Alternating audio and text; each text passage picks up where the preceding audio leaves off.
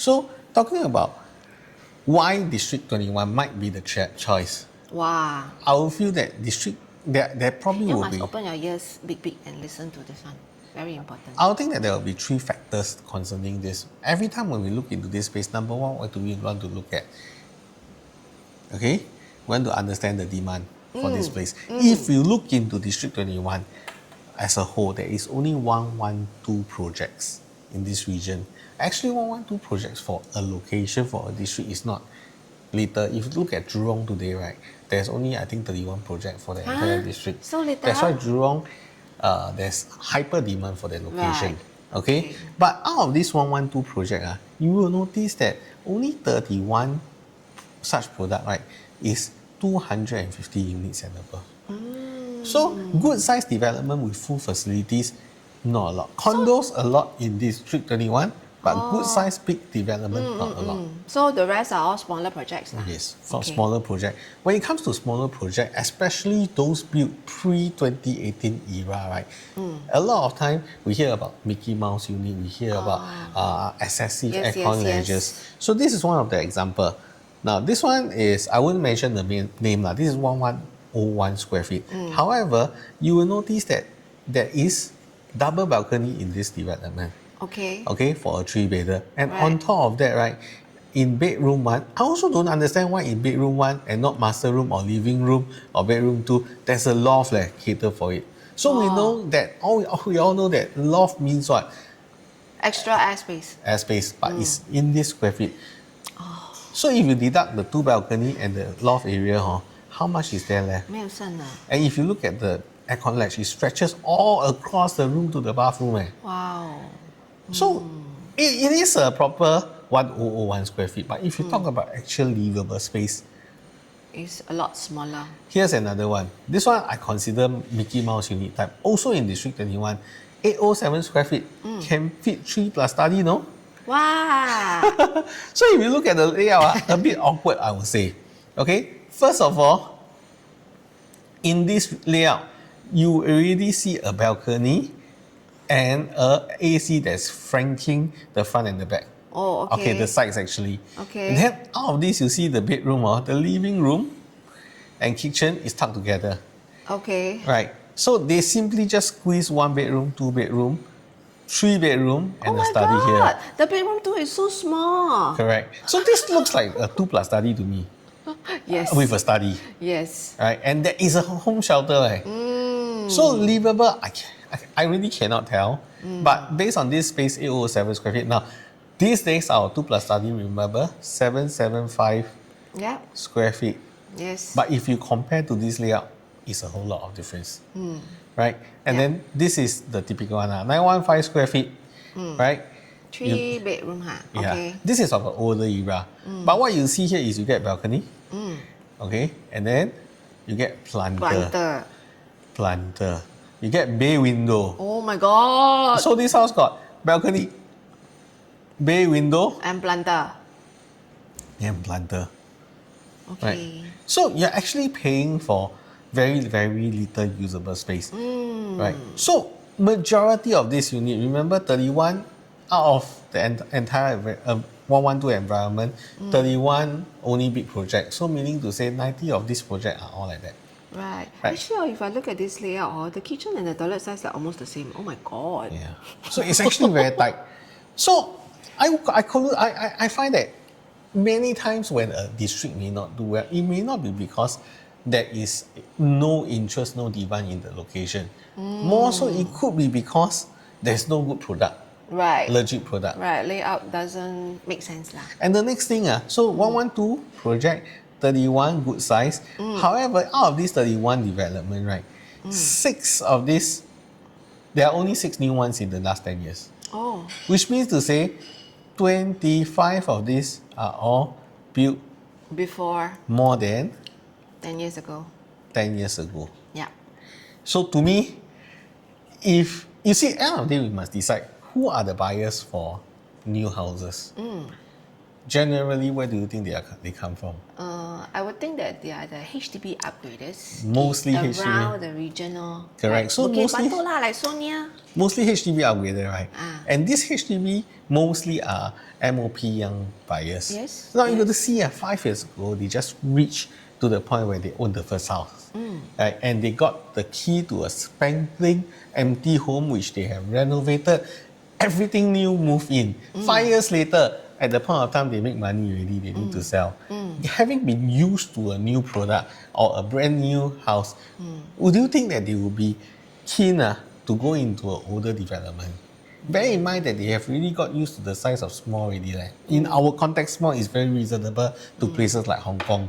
Right. Right. Livable space, they are used to 900 square feet for a 4-room flat, 100 square meter for a 5-room flat. So do you think they will move into an older development? I would think hardly lah. Less Especially when likely you lah. say old, it's like more than 10 years. 10 over years. Correct. So the natural See some demand age. to me seems to be for the newer product in this area. So simply said, first of all, there's no big development, no lifestyle environment. Second, there isn't a possibility of this good layout development in this location. New one have, but they are all apartment small product with very, very awkward layout.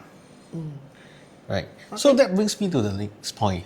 In terms of supply, for these developments like Verdale, some of them that has done up in the last few years out of these 6 projects, because there are some of these they are like Hillfort, 60-year leasehold, so we will not talk about them, and some freehold ones we will not compare. But when we talk about Verdale, for the 2-bedder, we saw a 230,000 profit.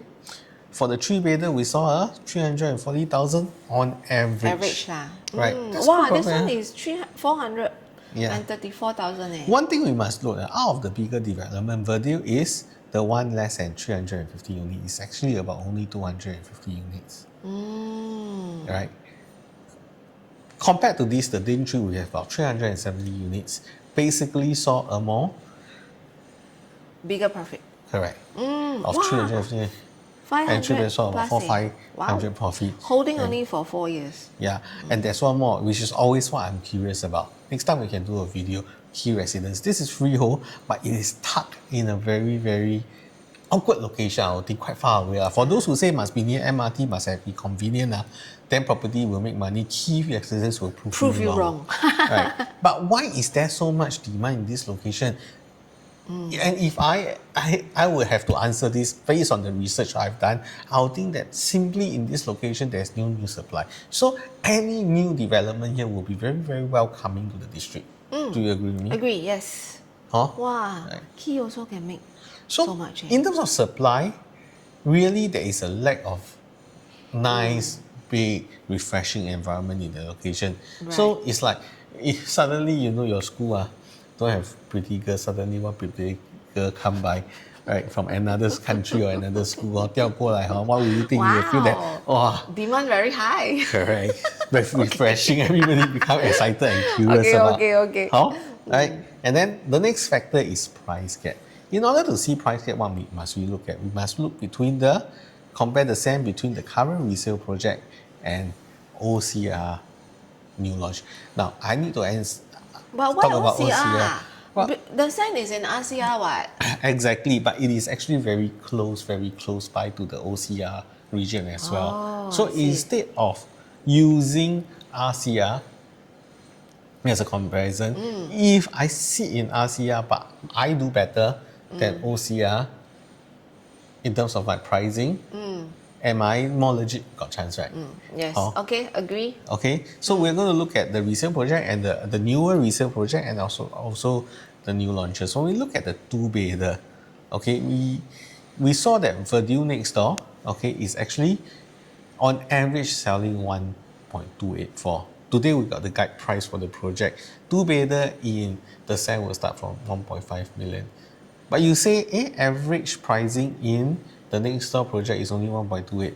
But we have to understand that in this project, we also saw product coming in at about 1.5 million. One thing we need to note is the SEN, there's no 2-bed 1 bath.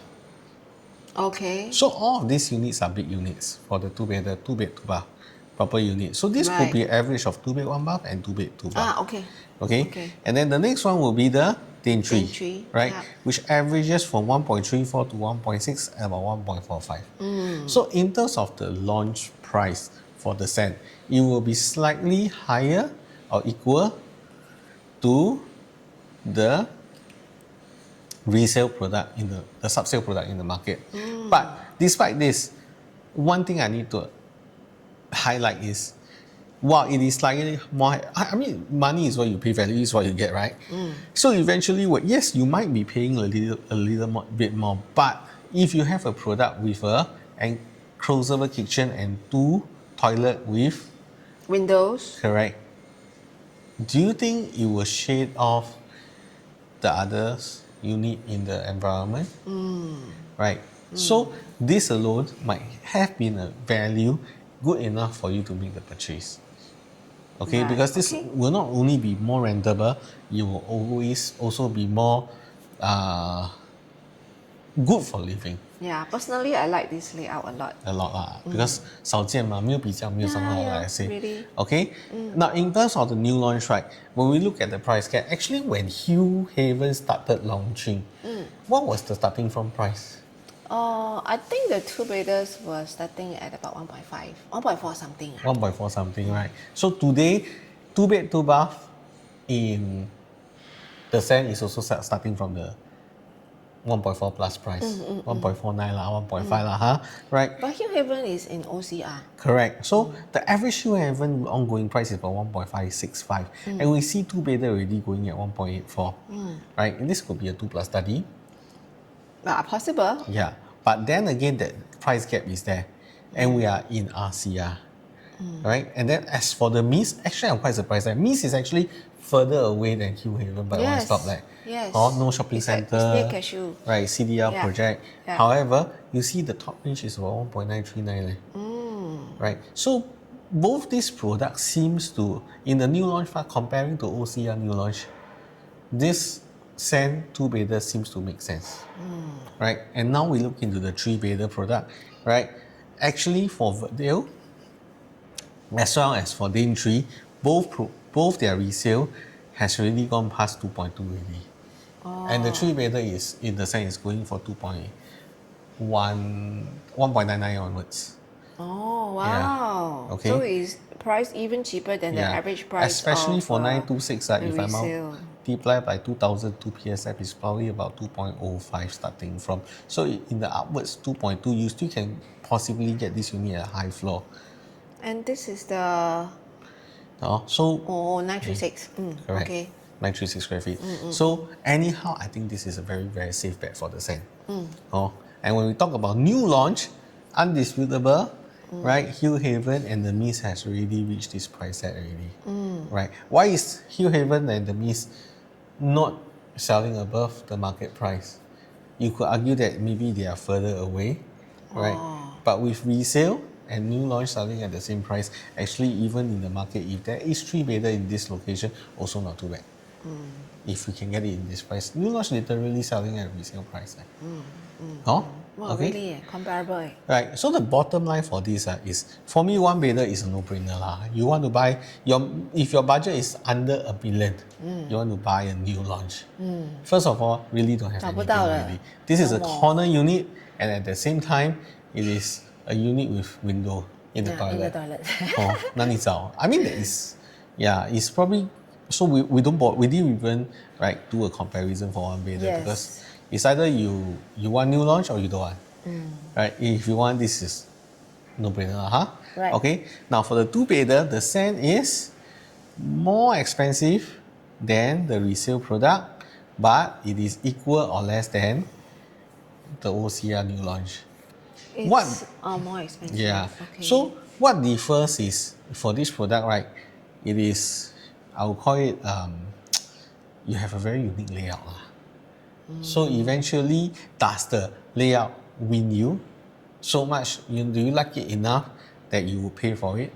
And do you think the buyer who will buy this product will see the value of this layout? This is up to you to decide. Right? We think that it works.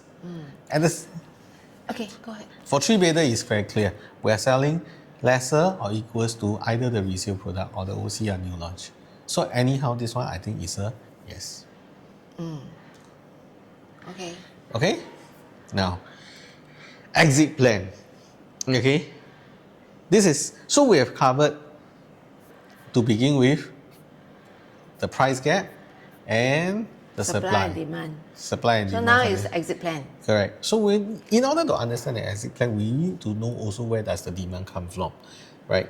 So first of all, we say there is a very lack. We discovered that there's a lack of big new project in the location, right? But it's important to reference to what has happened in the past and how the market has responded. And we both agree that for new launches on brand new houses at TOP, the biggest group of buyer probably from our experience will be the HDB upgraders, right? Yes. Or And the newly MOP HDB upgrade. yes, so this is where we catch the spot. When we look into this location, why there hasn't been so much transaction in the past was, I would think that because before 2016, in fact before this 2015, right, the number of MOP in the market, right, is almost in Choa Chu Kang, Bukit Batok area is almost non-existent. Very little. You know why or not?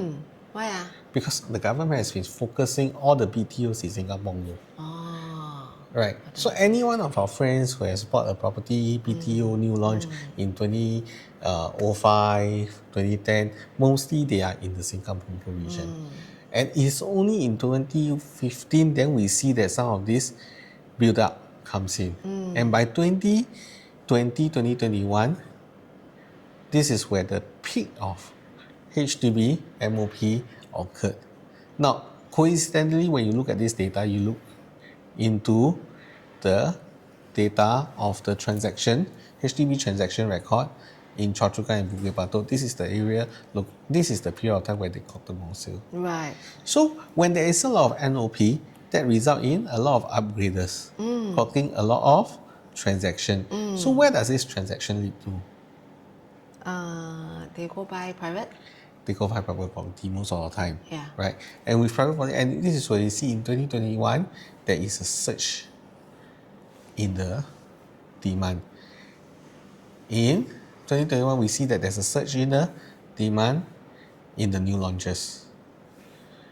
Okay? Oh. Right. So the blue bar is Meatwood, Midwood, dairy farm, and key residences are correct. in the area. So they came in so strong.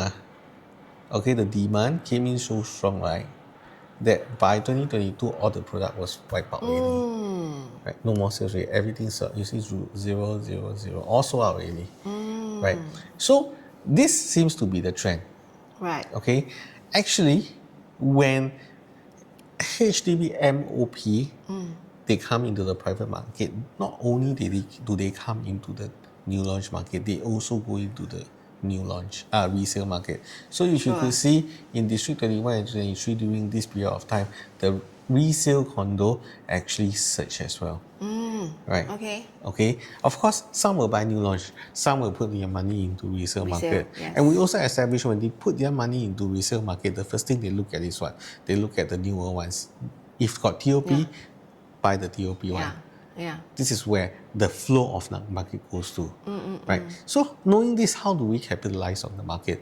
If we are able to understand the MOP trend in the next 5 years, then we will be able to know whether there will be any demand. correct. So this is where we think that this is what we see. Now, apart from Choa Chu Kang and Bukit Batok, now we have a new player in the field. We have Tengah. Correct. Tengah. Right. Okay. Yeah. So when we talk about Tengah, and we see that actually right in 2029, this is where the peak of the MOP surge will hit. It's actually in fact higher than the last surge. Okay. Right. So how do we capitalize on this for purchase? If you are buying a property here in 2025, by the time your SSD is over, which is 4 years later, when in will it be? 2029. Right. So had the government not extend the SSD period, where will we fall on? 2028. Do you think there's a correlation why they are pushing most of this after 2029? Yes. Yes, Might be, because huh? they expect this number of MOP units by 2029. So therefore, by pushing back the SSD for 1 year, they are actually preparing the supply to meet this demand. So more importantly, come 2029 when there is a surge of MOP buyers in the market, right? In fact, MOP doesn't mean that all the owners will sell at the same time. Of course. So this effect will last for a few years. However, if you are buying a property now and you get to exit in 29 where the price is building up, this is where we get the chance to exit wholesale. With a profit. I don't like to say profit. No one can time the Yeah, market. yeah, of course, of course. Of course. But when we look about safe, we look about trend, we look about timing, this seems to be right timing. And this is happening, this is just the data that we have compute from Tengah, Choa Chu Kang, and Bukit Batok. Bukit Timah. So buying a property, you must understand the trend, the timing, and the value proposition of the product you are buying it. And from this, we do seems to see that in time to come, when the market MOP surge, at the point you need to exit, you might be able to see a profit. Yes. Right? Yes. Okay. So, in terms of exit plan, with so much product coming into the market during this period of time, what do we have in the market? Now, we probably will see Hill Haven, Arden, the Reserve, AIBT, the Mist, and the Sen coming in. Yes. However, when you look into this product, right, AIBT and the Reserve is already going on at about close to 2007 to 2008 PSF. Yeah. Right. So it leaves the Sen, okay, that is the only product nearer or within the RCR range, but you are buying it in. At the OCR pricing. Correct. So we need to look for the product that will sparkle, Yeah. right, Yeah. with more value, right? Like shine. So doesn't it seem to us that for the Sen, right, there's a possibility? Yes, yes, yes, Right. definitely. So, but even when you look at all these 6 products, there's only 1338 and 7755. Probably Not about enough, 2,000 units coming into the market. Not enough, But will all owners be selling this? Probably not. 不可能的. Now developer is selling everything. By this time, probably about 10%, 200 units to cater to a huge supply of MOP upgraders coming into the market.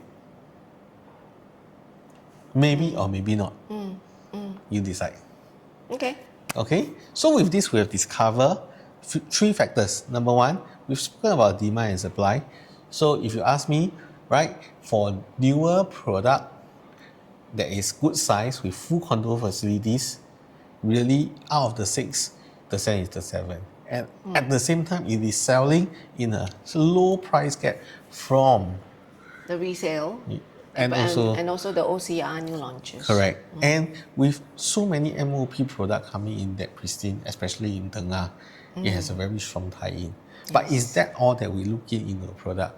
When we say that, a project overall we can buy, does it mean that, we confirm any unit can buy? Actually, yes or no. We still need to be able to see the credit scorecard for each unit, each stack, and also what is your safety net when you enter into this product. Yeah. So this is where we will come back with a second video next week. Which is part 2. Part 2, all right? So do like or do follow us and look out for us. If you like the way we explain our thought process, the way we explain and discover what works and what don't, right? Do DM or PM us for the part 2. Yes. Thank you for watching.